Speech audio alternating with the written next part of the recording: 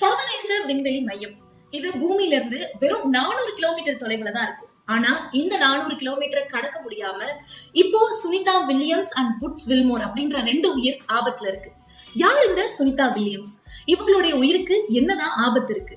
இவங்களோட உயிரை காப்பாத்த எலான் மஸ்கால எப்படி முடியும்? என்னதான் நடந்துட்டு இருக்கு சர்வதேச விண்வெளி மையத்துல? இந்த வீடியோல விரிவா பார்க்கலாம். நீங்க பார்த்துட்டு இருக்கிறது கலி ரிப்போர்ட்ஸ். நான் உங்கள் லோகசுஜி.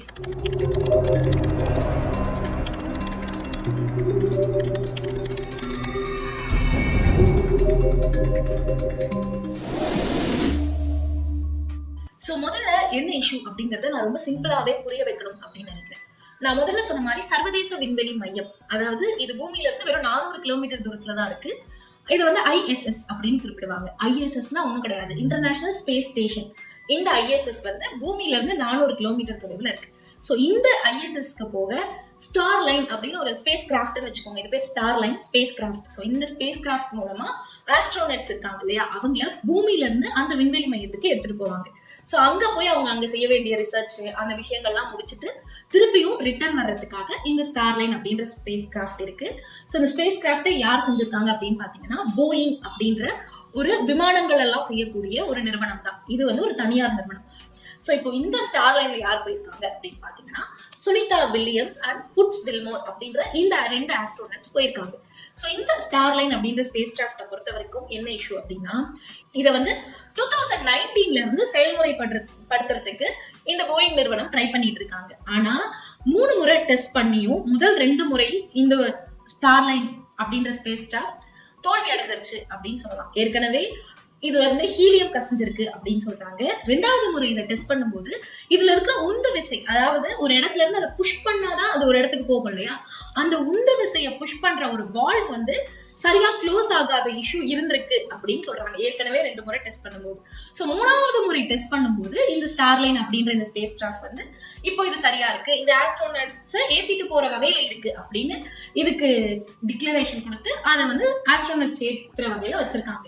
சோ இப்போ பிரச்சனை என்ன அப்படின்னா, Sunita William and Butch Wilmore அப்படின்ற இந்த 2 ஆஸ்ட்ரோனட்ஸை இந்த ஸ்பேஸ் கிராஃப்ட் ஏத்திட்டு ISS அப்படின்ற அந்த இடத்துக்கு போயிருக்கு. சோ அவங்க அங்க வந்து ஜூன் 5ஆம் தேதி இந்த பயணத்தை மேற்கொண்டிருக்காங்க. ஜூன் 7ஆம் தேதிலாம் அந்த இடத்த போய் ரீச் ஆயிட்டாங்க. சோ ஜூன் 14ஆம் தேதிக்குள்ள இவங்க மேக்சிமம் ரிட்டர்ன் வந்திருக்கணும் அப்படிங்கிற மாதிரி தான் இவங்களுடைய ஆஸ் பர் பிளான் இருந்திருக்கு. ஆனா ஏற்கனவே இவங்க டெஸ்ட் பண்ணும் போதே இந்த ஹீலியம் விஷயம், இந்த உந்து விசையில இருக்கிற பிரச்சனை இது எல்லாமே இருந்திருக்கு. அதையெல்லாம் தாண்டிதான் இவங்க போகும்போது இருந்த டிராவலுமே இருந்திருக்கு. ஸ்டார்டிங்லேயே இப்படி ஒரு ப்ராப்ளம் இருக்குன்னு தெரிஞ்சிருக்கு. சோ இவ்வளவு தூரம் நம்ம பயணத்தை ஆரம்பிச்சுட்டு இந்த பயணத்தை முடிச்சிடலாம் அப்படின்னு சொல்லிட்டு தான் இவங்க அங்க போயிருக்காங்க. சோ அங்க போன பிறகு இப்போ இந்த ஸ்டார் லைன் அப்படின்ற ஸ்பேஸ் கிராஃப்ட்ல என்ன இஷ்யூனா, 5 இடங்கள்ல ஹீலியம் கசிவு இருக்கான். சோ இந்த ஹீலியம் கசிவால இப்போ அவங்க ISS அப்படின்ற அந்த இடத்துல இருந்து பூமிக்கு ரிட்டர்ன் ஆக முடியாம இருக்காங்க. சோ இது ரொம்பவே ஷாக்கிங்கான விஷயமா பார்க்கப்படுறதுக்கு காரணம், இவங்க போய் ஒரு 6-7 நாள்ல ரிட்டர்ன் அப்படிங்கிற மாதிரிதான் பிளான்ல இருந்துச்சு. பட் அது ஒரு 10 நாட்கள் ஆச்சு, 20 நாட்கள் ஆச்சு, இப்போ கிட்டத்தட்ட 1 மாதம் ஆயிடுச்சு. சோ இந்த 30 நாட்கள் ஆகியும் சுனிதா வில்லியம்ஸும் புட்ஸ் வில்மோர்ன்ற இந்த 2 ஆஸ்ட்ரோனட்ஸ் திருப்பி ரிட்டர்ன் வர முடியாத நிலைமையில இருக்காங்க. சோ இப்ப இவங்க வருவாங்களா வரமாட்டாங்களா, ஸ்டார் லைன் அப்படின்ற அந்த ஸ்பேஸ் கிராஃப்ட் என்ன ஆகும் அப்படிங்கிற மாதிரி பல கேள்விகள் எழுந்திருக்கு. ஒரு இஷ்யூ நடந்ததுக்கு பிறகு 1 மாதத்துக்கு பிறகு இவங்க இன்னும் ரிட்டர்ன் வரல அப்படிங்கறதுனால பேசப்படுற விஷயம் என்ன அப்படின்னா, இவங்களுடைய ஹெல்த் கண்டிஷன் ரொம்பவே ஸ்பாயில் ஆகும் அப்படிங்கிறதுதான். குறிப்பா வந்து ஒரு ஹியூமன் ஒரு விண்வெளி மையத்துல இருக்கிறதுக்கான டைம் பீரியட்னு பாத்தீங்கன்னா மேக்சிமம் 1 வீக். அந்த 1 வீக்குக்கு மேல ஒரு சில நாட்கள் அப்படி தங்கலாம். பட் 1 மந்த் அப்படிங்கிறது ரொம்பவே லாங் பீரியட். ஸோ இப்படி இவங்க தங்கும்போது இவங்க பாடியில இருக்கிற எல்லா பார்ட்ஸுமே வந்து பாதிப்படையலாம் அப்படின்ற மாதிரி இப்போ டாக்டர்ஸ் எல்லாமே சொல்றாங்க. ஸோ மெயினா என்ன சொல்றாங்க அப்படின்னு பாத்தீங்கன்னா, ஃப்ளூவிட்ஸ், அதாவது கிராவிட்டி இல்லாம நம்ம பாடியில இருக்கிற ஃப்ளூவிட்ஸ் வந்து ஒரு அளவு மிதந்த மாதிரியே தான் இருக்கும். அதாவது நம்ம உடலுக்குள்ள கீழ் நோக்கி எதுவுமே இருக்காது. உங்களுக்கு தெரியும் கிராவிட்டிங்கிறப்போ அது மிதந்த நிலைமையில இருக்கும்போது ஒரு 1 வீக் வரைக்கும் அது சாதாரணமா தாங்கலாம். பட் அதை தாண்டும் போது நம்மளுக்கு நான் ஸ்டாப்பா அந்த வாந்தி வர்றது, தலைவலி வர்றது, அது வந்து ஒரு லைஃப் லாங் பிரச்சனையாவே மாறலாம் அப்படிங்கிற மாதிரி சொல்றாங்க. சோ அதுக்கு அடுத்தபடியா நம்மளுடைய போன்ஸ் ரொம்பவே பாதிக்கப்படுறது எலும்புகள் தான் அப்படின்னு சொல்றாங்க. காரணம், நம்மளுடைய எலும்புகள்ல இருக்கிற மினரல்ஸ் வந்து லாஸ் ஆகுமா. எப்படின்னா, நம்ம இப்போ நார்மலா பூமியில இருக்கும்போது ஒரு கிராவிட்டி ஃபோர்ஸ் மூலமா நம்மளுடைய எலும்புகள் நம்மளுடைய மசில் வெயிட்டையோ நம்மளோட உடம்போட வெயிட்டை தாங்கும். சோ அதோட மினரல்ஸை கேரி பண்ண முடியும். பட் ஸ்பேஸ்ல இருக்கும்போது அந்த கிராவிட்டி இல்லாததுனால மினரல்ஸை கேரி பண்ண முடியாது. ஸோ அது மிதந்துகிட்டே இருக்கும், அதுக்கான வெயிட்டை அது ஹோல்ட் பண்ணாது, அதனால மினரல்ஸையும் ஹோல்ட் பண்ணாது, இதனால எலும்புல தேய்மானம் ஏற்படும் அப்படின்னு சொல்றாங்க. இது வந்து ஒரு மாசத்துக்கு மேல கண்டிப்பா அங்க இருக்கிற ஆஸ்ட்ரோனட்ஸ்க்கு மிகப்பெரிய பிரச்சனை ஆகும் அப்படின்னு மருத்துவர்களாலேயே சொல்லப்படுது.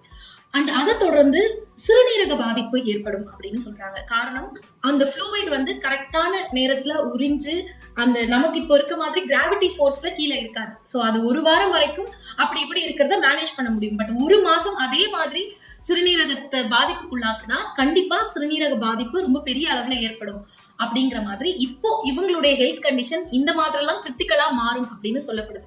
பட் என்னதான் இவ்வளவு விஷயங்கள் சொல்லப்பட்டாலும் சுனிதா வில்லியம்ஸும் சரி, புட்ஸ் வில்மோரும் சரி, சோ இப்போ ரீசெண்டா ஒரு சில விஷயங்கள் சொல்லியிருக்காங்க. இவங்க என்ன சொல்லியிருக்காங்க அப்படின்னா, கண்டிப்பா இந்த ஸ்டார்லைன் அப்படின்ற ஸ்பேஸ் கிராஃப்ட் எங்களை திருப்பி கொண்டு வந்துரும் நாங்க நம்புறோம். சோ எங்களுக்கு இது மேல ரொம்ப நம்பிக்கை இருக்கு. அண்ட் குறிப்பா நாங்க ஆரம்பத்துல இதை ஸ்டார்ட் பண்ணும் போதே இதுல பல கோளாறுகள் இருந்துச்சு. அந்த கோளாறுகள்லாம் எப்படி நாங்க நல்லபடியா ஹேண்டில் பண்ணணும் அப்படின்னு எனக்கு சொன்னாங்க. அதை வச்சுதான் நாங்க இவ்வளவு தூரம் வந்தோம். அண்ட் அதே மாதிரி அதே இதோட நாங்க நல்லபடியா ரிட்டனும் ஆயிடுவோம் அப்படின்னு இப்ப சுனிதா வில்லியம்ஸும் புட்ஸ் வில்மோரும் சொல்லியிருக்காங்க. என்னதான் இவங்க அங்க இருந்துட்டு நாங்க கண்டிப்பா திரும்பி வந்துருவோம், இந்த ஸ்பேஸ் கிராஃப்ட் வந்து ட்ரூலி அமேசிங்கா இருக்கு அப்படிங்கிற மாதிரி பல விஷயங்களை சொன்னாலுமே இவங்க நல்லபடியா ரிட்டர்ன் வருவாங்களா, ஒரு மாசத்துக்கு மேல ஆச்சு அப்படின்னு பல கேள்விகள் இப்ப பலர்கிட்ட எழுந்திருக்கு. அண்ட் இப்படி இருந்துட்டு இருக்கும் போதுதான் சுனிதா வில்லியம்ஸ் அப்படின்ற இந்த ஆஸ்ட்ரோனட் நம்ம எல்லாரையுமே திரும்பி பார்க்க வச்சிருக்காங்க. சோ சுனிதா வில்லியம்ஸ் அப்படின்ற இந்த பேரை நம்ம இதுக்கு முன்னாடியே கேள்விப்பட்டிருக்கலாம். சோ யார் இந்த சுனிதா வில்லியம்ஸ் அப்படிங்கறத நம்ம பார்த்துடலாம். இவங்க ஒரு இந்திய வம்சாவளியை சேர்ந்த பெண். அதாவது இவங்க அப்பா வந்து ஒரு இந்தியன், பட் இவங்க பிறந்தது வளர்ந்தது எல்லாமே யூஎஸ்ல தான். ஆனா இந்தியாவுக்கும் இவங்களுக்குமான அந்த தொடர்பு அப்படிங்கிறது ரொம்பவே பிரிக்க முடியாதா இருக்கு. இவங்களுடைய அப்பா தீபக் பாண்டியா. சோ இவங்க சுனிதா வில்லியம்ஸ். நான் ஏன் இவங்களுக்கும் இந்தியாவுக்குமான தொடர்பு பிரிக்க முடியாது அப்படின்னு நான் சொல்றேன்னா, எப்பவுமே தன்னுடைய அப்பா ஒரு இந்தியர், சோ எனக்கும் இந்திய நாட்டுக்கும் ஒரு கனெக்ஷன் இருக்கு அப்படிங்கறத இவங்க எங்க பார்த்தாலுமே சொல்லிக்கிட்டே இருக்காங்கன்னு தான் சொல்லணும். இவங்க ஸ்பேஸ்க்கு போகும்போது மகாத்மா காந்தியோட சத்திய சோதனை அப்படின்ற இந்த புத்தகத்தை எடுத்துட்டு போயிருக்காங்க. சோ இதன் மூலமாவே இந்தியாவுக்கும் இவங்களுக்குமான கனெக்ஷன் எந்த அளவுக்கு இருக்கு. யூஎஸ்ல இருக்காங்க. சோ இவங்க யூஎஸோட ஆஸ்ட்ரோனட் அப்படின்னு சொல்லப்பட்டாலும் இவங்க இந்திய வம்சாவளின்ற பேர் இருந்தாலுமே இந்தியாவுக்கும் இவங்களுக்குமான கனெக்ஷன் எந்த அளவு இருக்கு அப்படின்னு நம்ம இது மூலமா தெரிஞ்சுக்கலாம். சுனிதா வில்லியம்ஸ் அப்படின்னு சொல்லும் போது இந்திய வம்சாவளியை சேர்ந்த ஒரு பெண் அப்படிங்கிறது எல்லாருக்கும் பெருமையான விஷயம். அதையும் தாண்டி இவங்க பல சாதனைகள் பண்ணியிருக்காங்க. அதுல இவங்க பண்ண ஒரு சாதனை அப்படின்னா, லாங்கஸ்ட் ஸ்பேஸ் பிளைட்டை தனி ஆளோட ஸ்பேஸ் பிளைட், அதாவது ஒரு தனி நபரா லாங்கஸ்ட் ஸ்பேஸ் பிளைட்டை ரொம்ப நாட்கள் ஓட்டின ஒரு பெண்மணி அப்படின்னா அது இவங்கதான். 195 நாட்கள் தனி ஒரு நபரா ஒரு ஸ்பேஸ் பிளைட்டை ஓட்டியிருக்காங்க. ஸோ இது இவங்க பண்ண ஒரு சாதனை. அண்ட் அதே மாதிரி ஸ்பேஸ் வாக் அப்படிங்கிறது ஸ்பேஸ்ல பொறுத்த வரைக்கும் ரொம்ப பெரிய விஷயம். ஏன்னா ஆஸ்ட்ரோனட்ஸ் பல பேர் இதை பண்ணியிருந்தாலுமே இது ரொம்ப ஒரு பயமுறுத்துற விஷயம் அப்படின்னு சொல்றாங்க ஸ்பேஸ் வாக் அப்படிங்கிறது. பட் இவங்க பல மணி நேரம் இந்த ஸ்பேஸ் வாக்க பண்ணி ஒரு சாதனை படைச்சிருக்காங்க. இந்த மாதிரி அடுத்தடுத்து சுனிதா வில்லியம்ஸ் பல சாதனைகளை பண்ணியிருக்காங்க. அண்ட் இப்போ 58 வயதுலையும் இந்த ஸ்டார்லைன் அப்படின்ற ஸ்பேஸ் கிராஃப்ட் மூலமா ஐஎஸ்எஸ்க்கு பயணம் பண்ணியிருக்காங்க சுனிதா வில்லியம்ஸ். இப்படி அடுத்தடுத்து பல பயணங்களை பண்ண சுனிதா வில்லியம்ஸ் இப்போ உயிரோட திரும்புவாங்களா மாட்டாங்களா அப்படிங்கிற ஒரு கேள்விதான் எழுந்திருக்கு. சோ இப்போ எலான் மஸ்க் எப்படி இந்த கதைக்குள்ள வராரு, அவரை வந்து சுனிதா வில்லியம்ஸ்க்கும் புட்ஸ் வில்மோருக்கும் எப்படி ஹெல்ப் பண்ண முடியும் அப்படின்னு பாத்தீங்கன்னா, இந்த ஐஎஸ்எஸ் அப்படிங்கிற சர்வதேச விண்வெளி மையம் இருக்கு இல்லையா, இங்க வந்து ஸ்டார்லைன் மட்டும் கிடையாது, இதே மாதிரி இன்னும் 2 ஸ்பேஸ் கிராஃப்டும் போயிருக்கு. சோ அதுல ஒரு ஸ்பேஸ் கிராஃப்ட் வந்துட்டு இந்த ஸ்பேஸ் எக்ஸோடது. சோ அது யாரோடதுன்னு பாத்தீங்கன்னா எலான் மஸ்க். சோ என்ன சொல்றாங்க அப்படின்னா, சோ இந்த விஷயம் வந்து ஒரு கணிப்பாவோ இல்ல இப்படி பண்ணலாமே அப்படின்னு ஒரு ஐடியாவோ தான் பேசப்படுதே தவிர இப்ப வரைக்கும் இது குறித்து எந்த பேச்சுவார்த்தையும் அபிஷியலா நடக்கல அப்படின்னு நாசா தரப்புல இருந்து சொல்லப்பட்டுருச்சு. சோ இப்போ இதுல பிரச்சனை என்ன அப்படின்னா, ஸ்பேஸ் எக்ஸோட அந்த டிராஃப்ட்ல போனவங்க ஏற்கனவே அந்த விண்வெளி மையத்துல இருக்காங்க. சோ அவங்களுக்காக தான் அந்த ஸ்பேஸ் கிராஃப்ட் அங்க இருக்கு.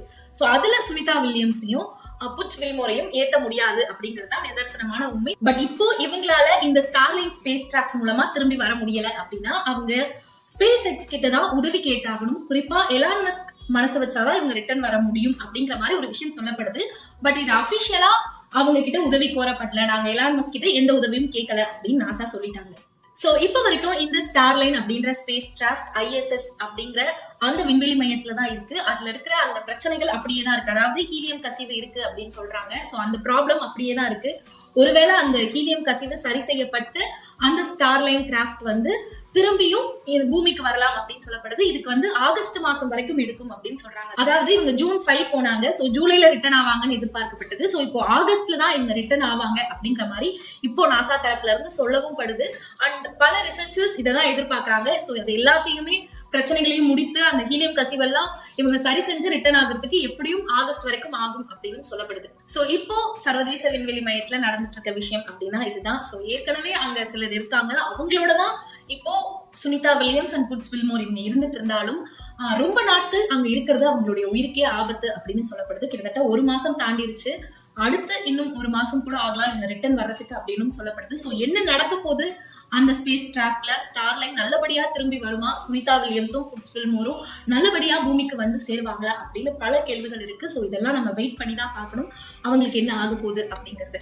இதே மாதிரி இன்னும் நிறைய தகவல்களை தெரிஞ்சுக்க மறக்காம கர்லி ரிப்போர்ட்ஸை ஃபாலோ பண்ணுங்க. அண்ட் இதே மாதிரி இன்னொரு வீடியோல உங்களை சந்திக்கிறேன். Until then, hi, this is Lobaschi.